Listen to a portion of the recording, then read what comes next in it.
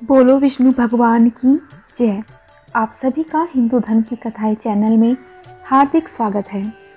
पौष माह के कृष्ण पक्ष की एकादशी तिथि को सफला एकादशी कहा जाता है और इस बार सफला एकादशी व्रत 19 दिसंबर को है। भगवान विष्णु ने जन कल्याण के लिए अपने शरीर से पुरुषोत्तम मास की एकादशियों सहित कुल 26 एकादशियों को उत्पन्न किया था। इसीलिए इस दिन भगवान विष्णु की पूरे विधि विधान के साथ पूजा अर्चना करने से व्यक्ति को जीवन में सुख और समृद्धि और सौभाग्य की प्राप्ति होती है। अब आइए हम सब मिलकर सफला एकादशी की व्रत कथा सुनते हैं। एक बार धर्मराज युधिष्ठिर श्री कृष्ण से कहने लगे कि हे जनार्दन, मैंने मार्गशीर्ष शुक्ल एकादशी अर्थात मोक्षदा एकादशी का सविस्तार वर्णन सुना। अब आप कृपा करके मुझे पौष माह के कृष्ण पक्ष की एकादशी के विषय में बताइए। इस एकादशी का क्या नाम है तथा इसके व्रत का क्या विधान है और इसकी विधि क्या है। इसका व्रत करने से किस फल की प्राप्ति होती है, कृपया यह सब विधान पूर्वक मुझसे कहिए। इसके बाद भगवान श्री कृष्ण बोले, पौष माह के कृष्ण पक्ष में आने वाली इस एकादशी को सफला एकादशी कहा जाता है। इस एकादशी के देवता श्री नारायण हैं। विधि पूर्वक इस व्रत को करना चाहिए। जिस प्रकार नागों में शेषनाग, पक्षियों में गरुड़, सब ग्रहों में चंद्रमा, यज्ञों में अश्वमेध और देवताओं में भगवान विष्णु श्रेष्ठ हैं, उसी तरह सब व्रतों में एकादशी का व्रत श्रेष्ठ है। जो मनुष्य सदैव एकादशी का व्रत करते हैं वे मुझे अत्यंत प्रिय हैं। इसका महात्म्य मैं तुमसे कहता हूँ, इसलिए ध्यान पूर्वक सुनो। भक्त वत्सल्य भगवान श्री कृष्ण कहने लगे कि धर्मराज, मैं तुम्हें स्नेह के कारण तुमसे कहता हूँ कि एकादशी व्रत के अतिरिक्त मैं अधिक से अधिक दक्षिणा पाने वाले यज्ञ से भी प्रसन्न नहीं होता। अतः इसे अत्यंत भक्ति और श्रद्धा से युक्त होकर करें। हे राजन, द्वादशी युक्त पौष कृष्ण एकादशी का महात्म्य तुम एकाग्रचित होकर सुनो। चंपावती नगरी में एक महिष्मान नाम का एक राजा राज्य करता था। उसके 4 पुत्र थे। उन सब में लुम्पक नाम वाला बड़ा राजपुत्र महापापी था। वह पापी सदा पर स्त्री और वेश्यागमन तथा दूसरे बुरे कामों में अपने पिता का धन नष्ट किया करता था। सदैव ही देवता, ब्राह्मण और वैष्णव की निंदा किया करता था।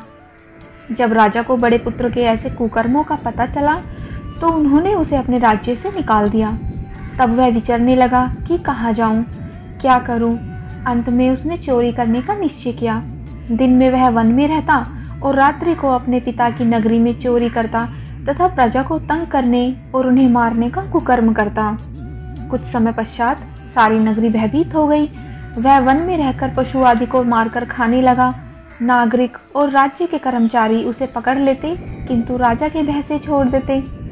वन में एक अति प्राचीन विशाल पीपल का वृक्ष था। लोग उसकी भगवान के समान पूजा करते थे। उसी वृक्ष के नीचे वह महापापी लुम्पक रहा करता था। इस वन को लोग देवताओं की क्रीड़ा स्थली मानते थे।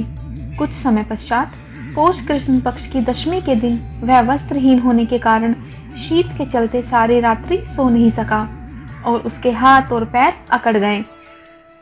सूर्योदय होते होते वह मूर्छित हो गया। एक दिन एकादशी को मध्याह्न के समय सूर्य की गर्मी पाकर उसकी मूर्छा दूर हुई। गिरता पड़ता वह भोजन की तलाश में निकला।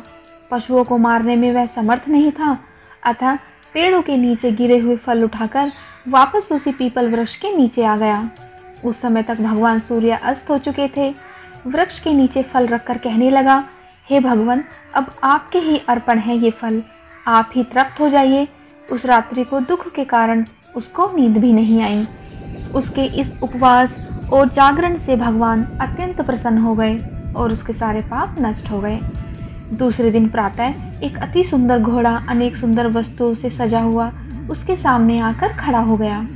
उसी समय आकाशवाणी हुई कि हे राजपुत्र, श्री नारायण की कृपा से तेरे पाप नष्ट हो गए हैं। अब तू अपने पिता के पास जाकर राज्य प्राप्त कर। ऐसी वाणी सुनकर वह अत्यंत प्रसन्न हुआ और दिव्य वस्त्र धारण करके भगवान आपकी जय हो ऐसा कहकर अपने पिता के पास गया। उसके पिता ने प्रसन्न होकर उसे समस्त राज्य का भार सौंप दिया और स्वयं वन के रास्ते चल दिए। अब लुम्पक शास्त्र अनुसार राज्य करने लगा। उसके स्त्री पुत्र आदि सारा कुटुंब भगवान नारायण का परम भक्त हो गया। वृद्ध होने पर भी वह अपने पुत्र को राज्य का भार सौंपकर वन में तपस्या करने चला गया और अंत में वैकुंठ को प्राप्त हुआ। अतः जो मनुष्य इस परम पवित्र सफला एकादशी का व्रत करता है उसे अंत में मुक्ति मिलती है। जो नहीं करते वे पूंछ और सींगों से रहित पशुओं के समान हैं। इस सफला एकादशी के महात्म्य को पढ़ने से अथवा श्रवण करने से मनुष्य को अश्वमेध यज्ञ का फल मिलता है। ये थी सफला एकादशी की व्रत कथा। बोलो विष्णु भगवान की जय।